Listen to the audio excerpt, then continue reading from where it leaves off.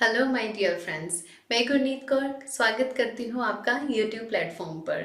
आज हम लेकर आए हैं UGC net JRF paper 1 teaching aptitude की लेवल्स ऑफ टीचिंग में third level which is reflective level of teaching. अभी तक हमने 2 लेवल्स किए हैं। First memory level, second understanding level, and third one is reflective level. As you can see on my screen, it is the highest level of teaching and as it include both MLT and ULT. यानी कि ये MLT memory level of teaching और understanding level of teaching दोनों को include करती है, इसलिए this is the highest level of teaching. इसके बारे में और अच्छे से देखें। 3 लेवल्स ऑफ टीचिंग थोड़ा सा रिवीजन कर लेते हैं। First one is the memory level of teaching, यानी कि थॉटलेस टीचिंग। सेकंड अवबोध स्तर अंडरस्टैंडिंग लेवल ऑफ टीचिंग, इसे थॉटफुल यानी कि थोड़ा सोचना शुरू कर दिया जाता है। And third one is the reflective level of teaching which is upper thoughtful level, यानी कि इसमें सोचने की शक्ति को बहुत ज़्यादा बढ़ा दिया जाता है। हायरार्की के अंदर हमने देखा था मेमोरी लेवल जो सबसे नीचे है, मिडल में understanding level and then reflective level which is most thoughtful teaching. Memory level of teaching थी जो वो बेस का काम कर रही थी अंडरस्टैंडिंग लेवल के लिए, और understanding level of teaching base का काम कर रही है रिफ्लेक्टिव लेवल ऑफ टीचिंग के लिए। तो रिफ्लेक्टिव लेवल ऑफ टीचिंग को समझने से पहले आपको मेमोरी लेवल और अंडरस्टैंडिंग लेवल को अच्छे से समझ लेना है। अगर आप इनके बारे में नहीं देखें तो आप मेरी पिछली 2 वीडियोस को देखें जिसमें मैंने आपको मेमोरी लेवल और अंडरस्टैंडिंग लेवल को बहुत अच्छे से एक्सप्लेन किया है और समझाया है, क्योंकि जब तक आप उन दोनों को नहीं समझेंगे तब तक आप रिफ्लेक्टिव लेवल को अच्छे से नहीं समझ पाएंगे। कंसेप्ट बहुत इजी है जो आपके लाइफ के ऊपर आप अच्छे से उनके साथ कंपैरिजन करते हुए इन चीज़ों को पढ़ पाते हैं। चीज़ों को क्रैम नहीं करना है, रटना नहीं है, अपने ऊपर ही देखना है कि किस तरह आप जब छोटे थे तो आप चीज़ों को रटा करते थे, मेमोरी लेवल के ऊपर आप काम किया करते थे, फिर आपने चीज़ों को अंडरस्टैंड करना शुरू किया, समझना शुरू किया, जिस लेवल पर हम अभी भी काम कर रहे हैं। और जब आप एक स्कॉलर बन जाते हैं, आप आगे चले जाते हैं, तो वो चीज़ें आपके अंदर से रिफ्लेक्ट होने लग जाती हैं। चीज़ों को आप रट चुके हैं, उन्हें समझ चुके हैं, लेकिन अब वो आपके अंदर से रिफ्लेक्ट हो रही हैं। That was the reflective level of teaching. तो आज की क्लास में हम रिफ्लेक्टिव लेवल ऑफ टीचिंग के कंसेप्ट को जानेंगे, मेरिट्स एंड डीमेरिट्स के बारे में देखेंगे और साथ में प्रीवियस ईयर के कुछ क्वेश्चंस को भी सॉल्व करेंगे। रिफ्लेक्टिव लेवल ऑफ टीचिंग, इसे हंट ने बताया था। तो पीछे की स्लाइड पर जाकर मैं फिर से बता दूं कि जो मेमोरी लेवल था इसका हर्बर्ट ने ये थ्योरी दी थी। देन अंडरस्टैंडिंग लेवल को मॉरिसन ने, ये मैंने आपको बताया था कि M for middle and middle से मॉरिसन याद रख लें आप। एंड देन हंट, इनके नाम इंपॉर्टेंट है, Herbert, Morrison and Hunt. This level is also known as introspective level, यानी कि आत्मनिरीक्षण स्तर। आप इसमें आप अपने आप का निरीक्षण करते हैं, आपने चीज़ों को रट लिया है, समझ लिया है, अब आप इंट्रोस्पेक्टिव लेवल पर पहुंच चुके हैं। It also mean thinking deeply about something, आप चीज़ों को बहुत अच्छे से समझते हैं। Reflective means giving careful thought to something over a period of time. RLT, reflective level of teaching, is considered to be highest level and it include both ULT and MLT। First slide में ही आपने thumbnail पर ही देख लिया होगा कि जो reflective level of teaching है it includes both understanding level as well as memory level. This level is highly thoughtful and useful. A student can attain this level only after going through memory level and understanding level। चीज़ें अंदर से तभी reflect होंगी जब आपने कुछ चीज़ों को समझ रखा है, रट रखा है। बचपन में आपने चीज़ों को रटा, उनको समझा, तभी तो वो आपके अंदर से रिफ्लेक्ट होंगी। जो आपके अंदर है वही तो बाहर रिफ्लेक्ट होगा। तो अगर हमने बचपन में चीज़ों को क्रैम किया है, उन्हें अंडरस्टैंड किया है, तो इस लेवल पर आकर वो चीज़ें हमारे अंदर से रिफ्लेक्ट होना शुरू हो जाती हैं। एग्जाम्पल देती हूँ मैं एज यूजुअल कि आप किसी के साथ बैठते हैं तो उनकी बातों से ही आपको समझ आ जाता है कि वो इंसान पढ़ा लिखा है या नहीं है, या कितने लेवल तक पढ़ा लिखा होगा, क्योंकि वो उसके बिहेवियर से, उसकी पर्सनालिटी से रिफ्लेक्ट हो जाता है, उसकी बात करने के तरीके से, उसके सलीके से आप समझ जाते हैं कि ये जो बंदा मेरे साथ बैठा है वो कितना को क्वालिफाइड है। तो ये चीज़ें उसके अंदर से रिफ्लेक्ट हो रही हैं, क्योंकि उसने अगर बचपन में कुछ पढ़ा है, रटा है, चीज़ों को समझा है, तो उसकी बातों से, उसके लहजे से, उसकी पर्सनैलिटी से रिफ्लेक्ट हो जाएगा। तो इस लेवल पर जो टीचिंग है वो मेमोरी और अंडरस्टैंडिंग लेवल को बेस बनाती है। It is a problem centred approach. Problem centred approach है ये, यानी कि एक प्रॉब्लम कोई भी आपके सामने आती है तो उसे सेंटर रखा जाता है। ये लेवल तब नजर आता है, कोई प्रॉब्लम आ गई है और उसको सॉल्व करना है, तब वो रिफ्लेक्ट होगा आपके अंदर से कि आपके अंदर कितना एजुकेशन है। The teaching at the reflective level enables the students to solve the real problems of life.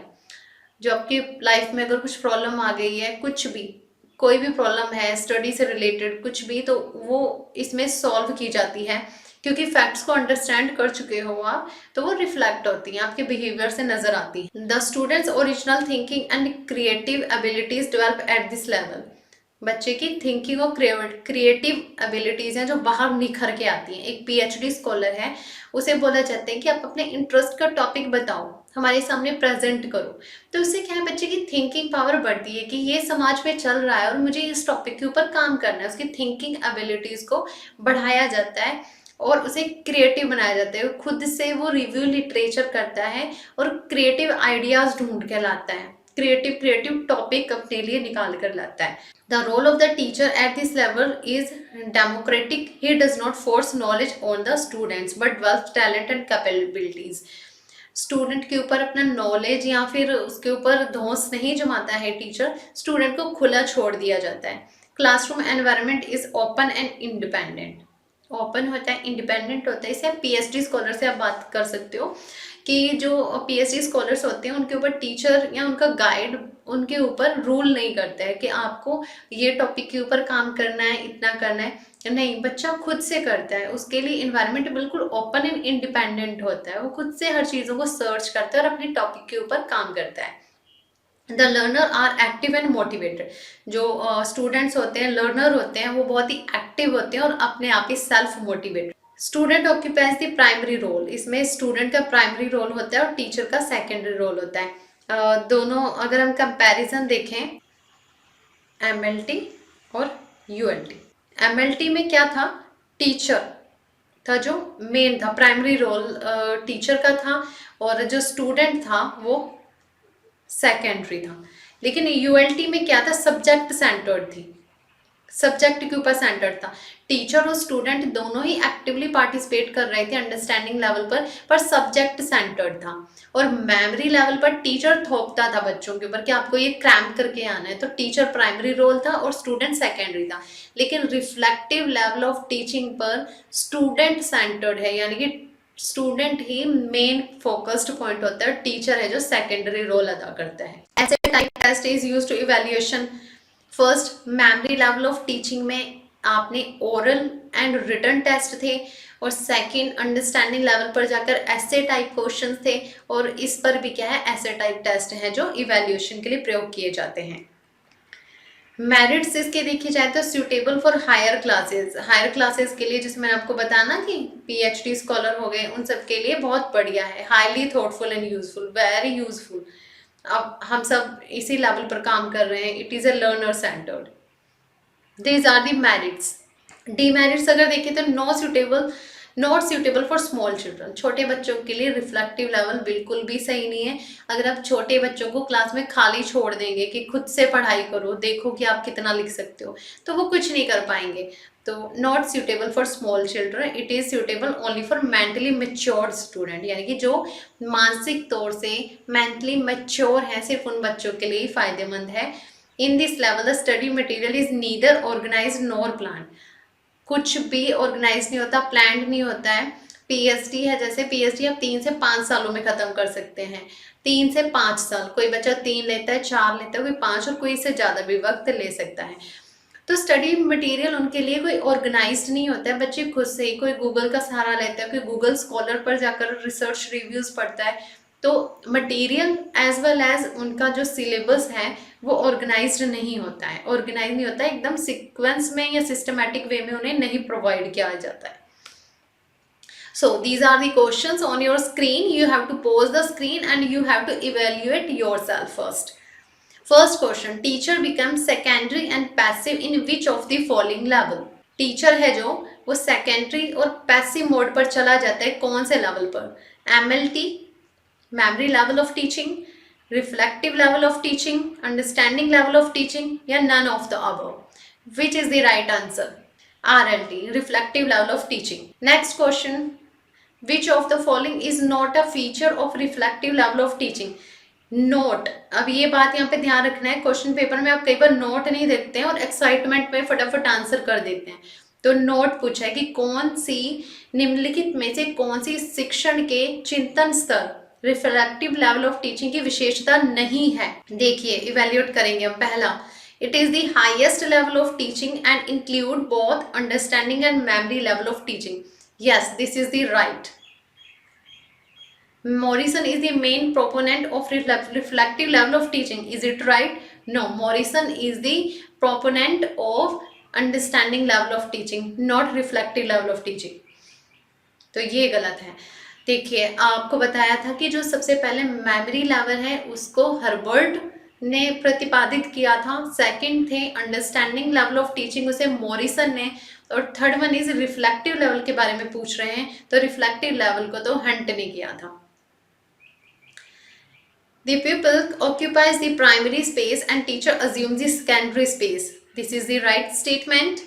We goes to the fourth statement. The student are assumed to adopt some sort of research approach to solve the problem. Yes, this statement is also right. So the answer is answer number 2.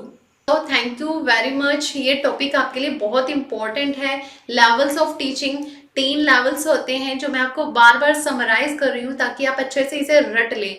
सबसे पहले था हमारा memory level of teaching, second understanding level of teaching and third is reflective level of teaching. इन तीनों को आपको अपनी notebook पर लिख लेना है और एक कंपैरिजन चार्ट बना लेना है और इनके प्रतिपादक और टीचर सेंटर्ड, स्टूडेंट सेंटर्ड इस तरह से लिखकर आपने इसे अच्छे से याद करना है। और अगर आप अभी भी आंसर नहीं दे पा रहे हैं तो प्लीज़ इन वीडियोस को दोबारा से देखें और अच्छे से इस कंसेप्ट को समझने की कोशिश करें। अगर आपके कोई डाउट्स हैं, क्वेश्चन है, तो आप कमेंट बॉक्स में जाकर मुझे क्वेश्चन पूछ सकते हैं और अपने कंसेप्ट को अच्छे से क्लियर कर सकते हैं। तो जल्दी हम मिलेंगे नई वीडियो में एक नए कंसेप्ट के साथ। तब तक के लिए नमस्कार।